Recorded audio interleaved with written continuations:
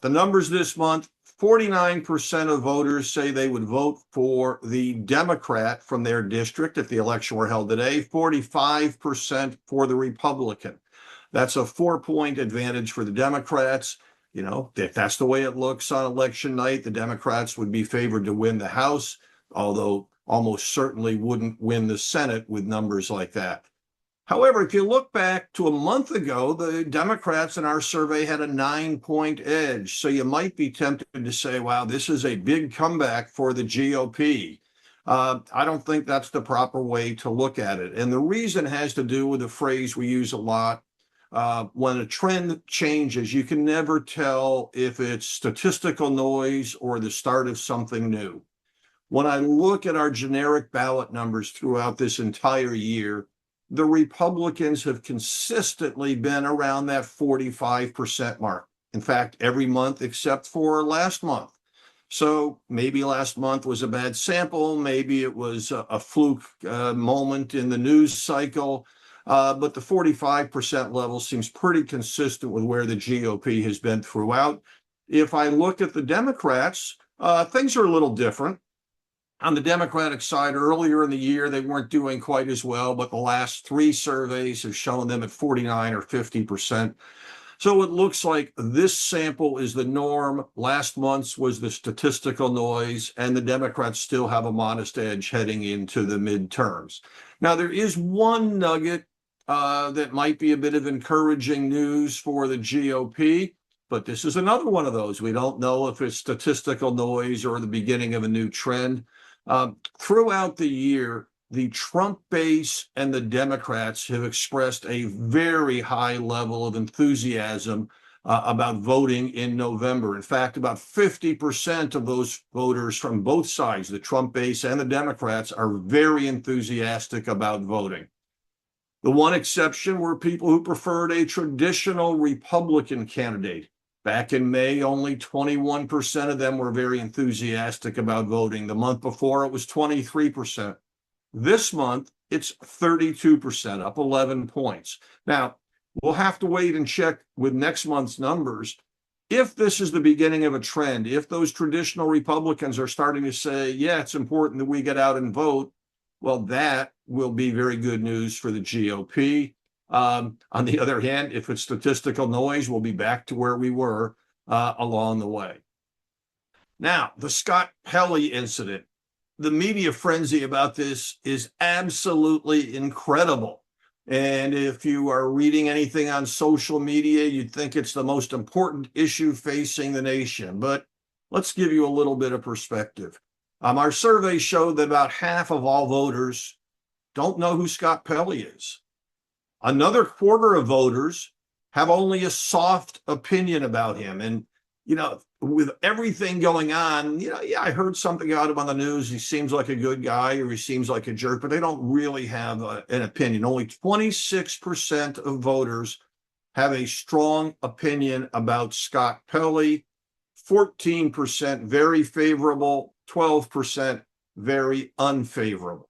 And by the way, if we ask the same survey question in 3 months, I'm sure those numbers will be lower. This is a great example of our 10-10-80 political system. You've got 10% on the left who are saying 60 Minutes was the gold standard in journalism. It was objective. It was nonpartisan. It was everything journalists should be. And Scott Pelley was the embodiment of it. And then you've got 10% on the right who are saying 60 Minutes was always a liberal institution and Scott Pelley was always a partisan hack. They're arguing with each other and missing the fact that 80% of voters really don't care. They don't really know who Scott Pelley is. Only about 9 million people watch 60 Minutes on a regular basis. It's not the dominant institution that people remember, or the institution of legend from earlier times. So obviously the 10-10-80 theme is played out here, but I want to talk about one other connection with the story of 60 Minutes that has been lost. It's something in my book that I call the culture of dependency. And what that means is government wants to make businesses dependent on government. That's what gives regulators power. It's what gives politicians power. Uh, in the 1970s, 60 Minutes was a show in search of a home, in search of an audience, in search of a time slot. It ended up at 7 o'clock on Sunday nights. That became significant. That's when its audience began to grow. In the New York Times in 1978, just before the cable revolution changed everything, there were three networks that dominated the news, and the FCC had strict rules about what could be broadcast during certain time slots. 7 o'clock on Sunday night was reserved for children's programming or public affairs programming. As the New York Times wrote about the rise of 60 Minutes, it said, one of the reasons is because other networks weren't allowed to air popular shows like Laverne and Shirley to compete with it. Again, think about this. The brand was established because government regulations protected 60 Minutes from competition. And naturally, 60 Minutes, being dependent on that regulation, probably a little reluctant to go too hard against government sources. That's the idea of a culture of dependency that our political leaders would like to establish more fully. For the sake of our nation, we need to break that dependency cycle. Finally, and I'll go quickly on this question, is populism declining? There's some evidence that it is. We ask our four-way choice question on just about every survey we do. Would you prefer a Trump-like candidate, traditional R, traditional D, or AOC-like candidate? The Trump and the AOC wings are the populist wings of their party. In January of 2025, when President Trump took office for his second term, 59% of voters were aligned with one of the populist wings of their party.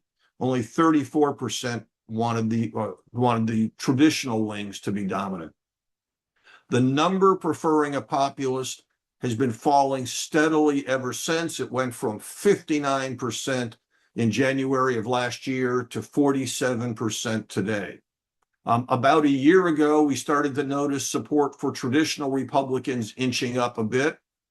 And in this year, we've noticed support for traditional Democrats moving up a little bit.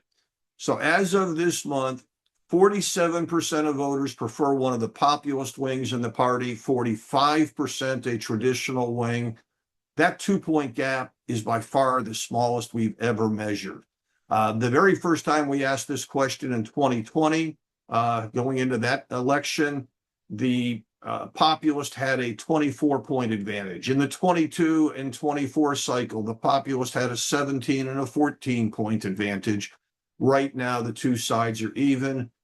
We're going to keep watching this, but it looks like on the Democratic side, the traditionalists are winning out, beginning to gain ground at least over the populists. And on the Republican side, the more traditional wing is gaining ground, but the populist wing still a little bit more popular.